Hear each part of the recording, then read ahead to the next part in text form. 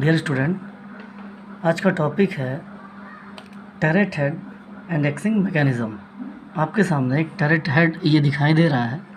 जैसा कि आप सभी जानते हैं कि टरेट हेड में एक हेक्सागोनल ब्लॉक होता है और उसमें क्या होता है कि हर एक फेस पे एक एक टूल लगा होता है। वर्किंग के दौरान आपका जो अगला टूल होता है वो ऑटोमेटिकली फेस पे सामने वर्किंग के लिए आ जाता है। ऑटोमेटिकली टूल के फेस पे कटिंग के लिए सामने आ जाने की जो प्रक्रिया होती है वो इंडेक्सिंग कहलाती है। और इस इंडेक्सिंग के लिए जो मैकेनिज़्म यूज़ करी जाती है उसमें कई सारे पार्ट हम प्रयोग करते हैं और वो सारे पार्ट के सामने है, मैं उनको एक एक करके डिस्क्राइब कर रहा हूँ। देखिएगा, यहाँ पे जो सैडल लगी होती है आपके टरेट लेथ पे, इसमें क्या होता है कि एक हेक्सागोनल ब्लॉक लगा होता है। इस ब्लॉक के अंदर क्या होता है कि ये जो एक स्पिंडल लगी होती है ये वर्टिकल पोजीशन में लगी होती है।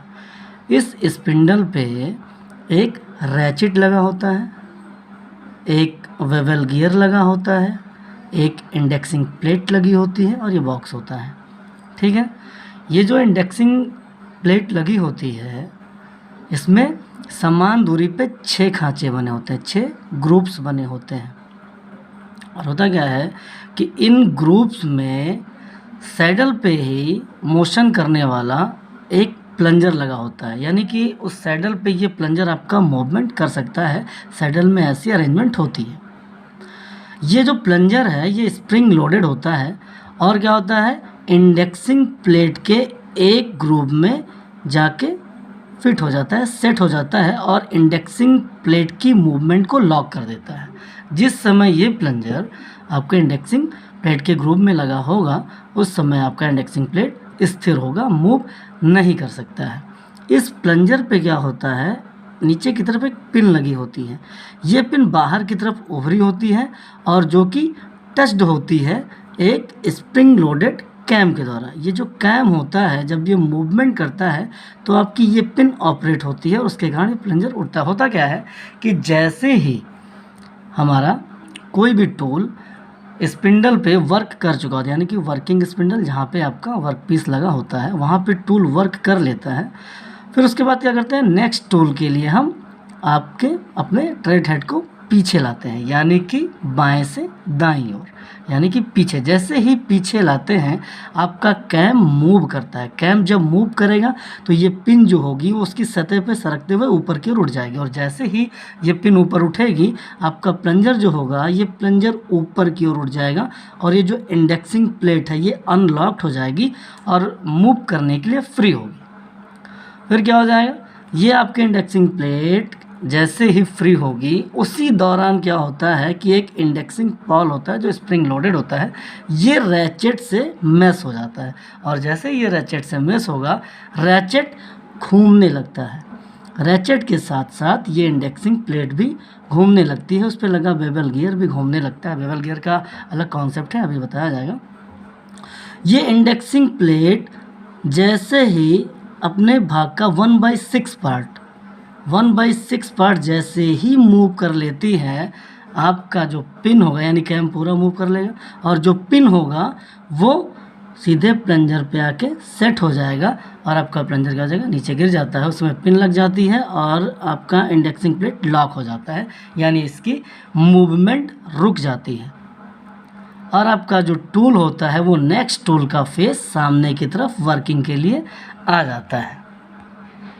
जैसे ही टरेट हेड आगे की ओर स्टार्ट होता है, बढ़ना स्टार्ट करता है टरेट हेड, स्प्रिंग लोड के कारण ये जो पॉल होगा ये रैचेट से हट जाएगा और फ्री हो जाएगा। ऐसे में आपका टूल आगे वर्किंग के लिए जा सकता है।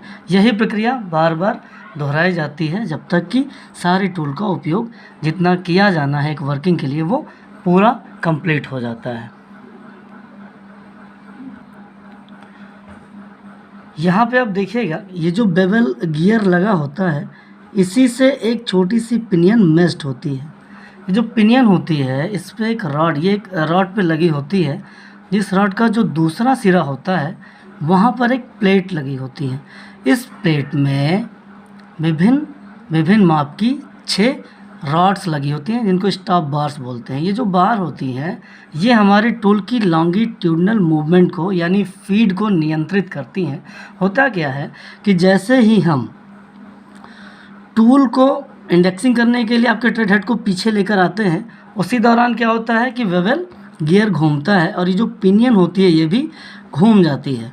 हर एक टूल की जो फीड होती है, जो दूरी होती है, उसे सेट करने के लिए अलग अलग 6 रॉड लगी होती हैं और वही इसकी फीड के लिए उत्तरदायी होती हैं। होता क्या है कि जैसे ही बेवल गियर घूमेगा, ये प्लेट घूमेगी, उन्हीं के साथ ये 6 रॉड एक साथ घूमती हैं और जिस फेस पे जो टूल सामने आता है वही एक रॉड होती है, वो भी सामने घूम जाती है और स्टॉप बार पे जाके टकरा सकती है जब आप आगे लेकर टूल को बढ़ेंगे। कितना फीड देना है, ये एक रोध लगा होता है, यहाँ से आपकी रॉड जैसे ही टच हो जाती है उसके बाद आपका टूल आगे की ओर जाना रुक जाता है। इस दूरी को एक तरीके से सेट करने के लिए हम क्या करते हैं, ये जो एक नट लगा होता है, इन नट को आप ढीला कर सकते हैं और रॉड को सेट कर सकते हैं। इसके द्वारा आपके टूल की जो फीड होनी है उसे कंट्रोल किया जा सकता है। तो डियर स्टूडेंट, ये था आज का टॉपिक। Thank you.